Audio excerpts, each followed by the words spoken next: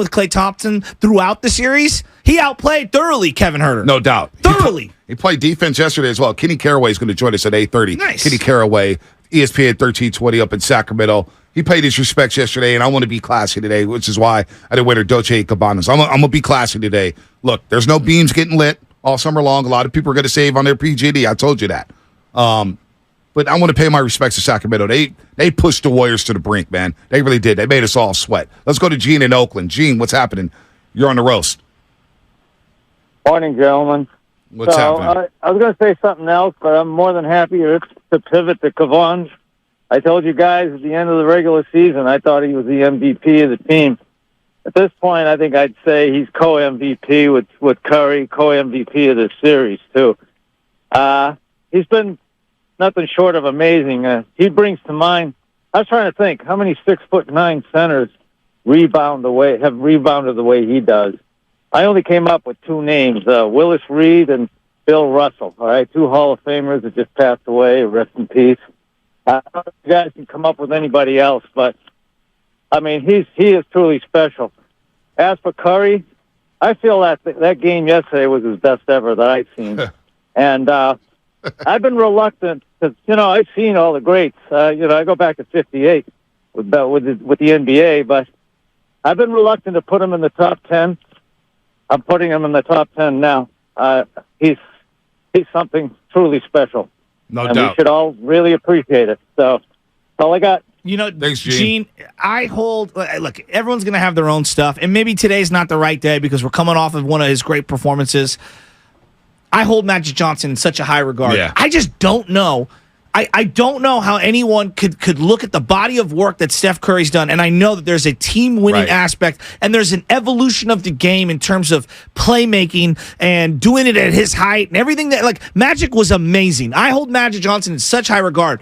But I don't know how, when it's all said and done, how anyone's going to be able to say that Magic is his accomplishments, his resume, his individualism, and his team winning is going to be better than Steph Curry's. Yeah, I can't believe that's a sentence I just said. No, well, think about Magic. A lot of people say Magic was one of the best leaders we've ever seen in the NBA. Magic also drove a coach out, right? Early on in his career. They were calling him Tragic Johnson or whatnot. But just as leadership, Steph Curry's a better leader. Magic was an all-time great leader. Of course he was. Steph Curry may be better in that department. And he started his career with a top 5 player of all time. Right, Kareem Abdul-Jabbar. For most people. Right, and the Lakers were already rolling. And yes. Steph Curry helped build this franchise to where it's at now. They're not worth $7 billion without this man. I don't know if Chase Hitter gets built without this guy. I really don't. You think about all the merchandise sales, but I can't put Magic Johnson ahead of Steph Curry anymore. And that's a crazy sentence. It was just a crazy sentence. And I don't think that's that outlandish. And look at man, and Magic Johnson. I love Magic Johnson. Do. I love him. What he did for the NBA. He was part of the reason why the NBA was saved in the 80s. If you're our age, you either love Bird or Magic or both. Yeah, right. And I love both. I love both for what they did to the league. What Steph Curry's doing right now, and you could say, well, Steph Curry, a pure point guard. Well, he looked like he was a pure point guard yesterday. Yesterday was the Luka Doncic page. Right. I'm going to dictate every single matchup I want. I'm going to control pace. Right. I am going to go at my flow. And I'm going to get any shot I want in the half court. Nobody has been able to play off the ball, on the ball like Stephen Curry. Off the ball, he's just as deadly. On the ball, and he goes ISO mode, which we don't see a lot in this offense. We don't. But when he goes ISO mode, and he had that look early in the game where he looked over at Mark Jackson, Jeff Van Gundy, like, I'm here, and we're not losing. This guy's deadly. So I can't put Steph Curry's catapulted Magic Johnson. He has. And if we just do guards, right? Guards in the last 40, 50 years.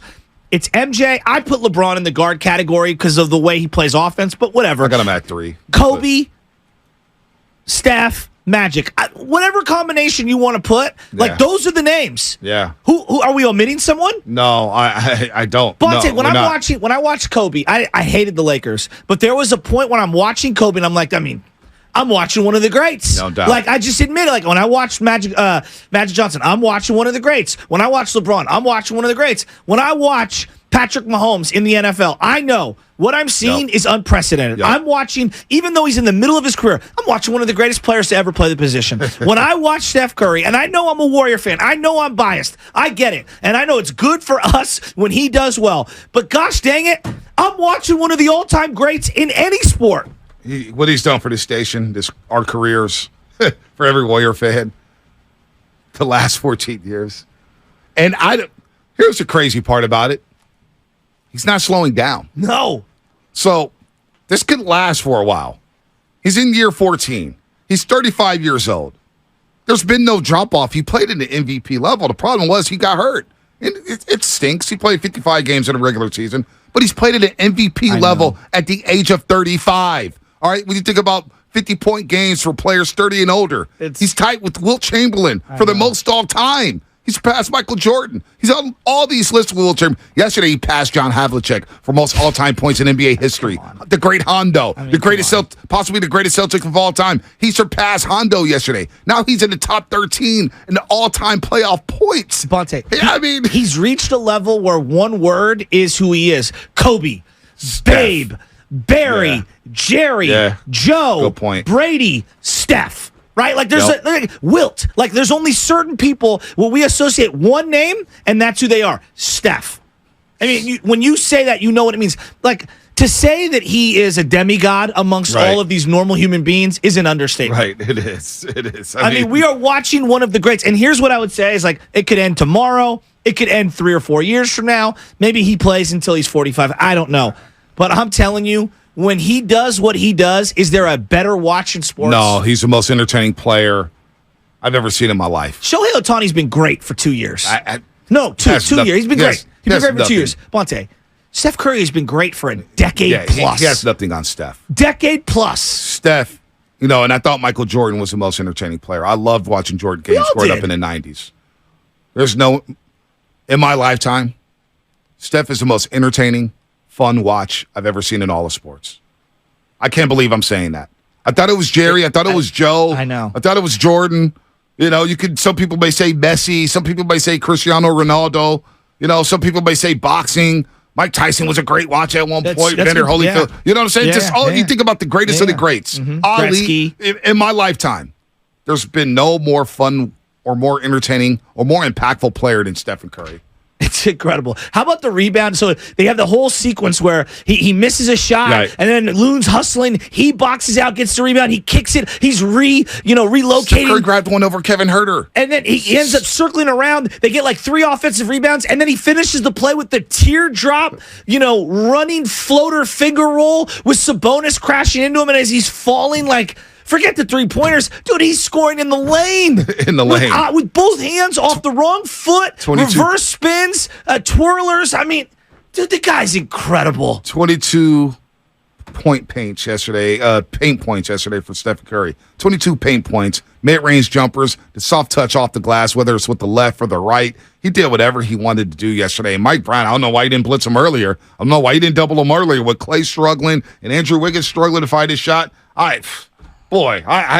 Stephen Curry, all-time great. Here's what Steph Curry had to say on this series yesterday and being aggressive at Game 7.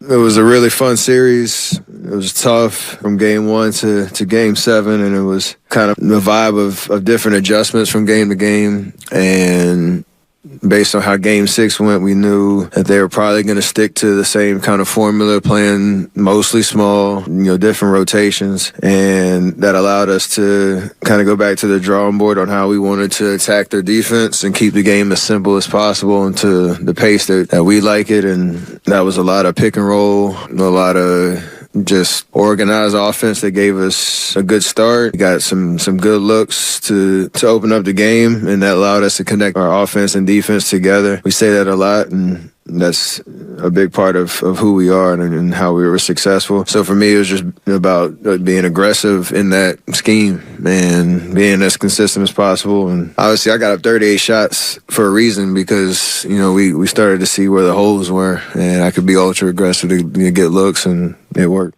38 field goal attempts, a career high for Stephen Curry. And here it is, 9-5. And it didn't feel like he was shot hunting at all. No, he didn't. It was within the flow of the offense. And you know what? Every shot, I was like, good. Take all the shots. He should have had an and one on a 3-pointer deep in the mid-fourth quarter. Didn't get it. He hit one, and Davis crashed into him. And I'm like, can I get the call? How about Steph Curry lighting a beam? How about him lighting a beam? Saying, light that.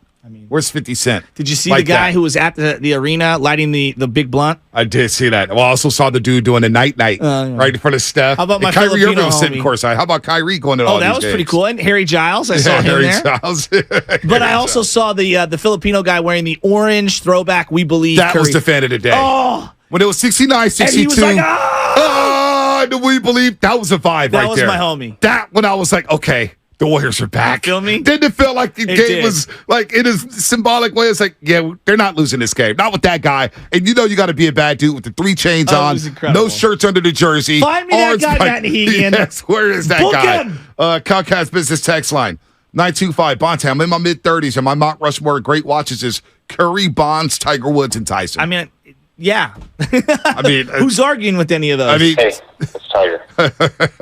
let's go. Let's take one more call before we get to the break. Ryan in Fairfield. You're going to like this call, Shasky. Ryan in Fairfield, what's happening? What's You're on up, the roast. Ryan? Yo, good morning, guys. I always wanted to do this. Can you hear me? I'm just messing with y'all.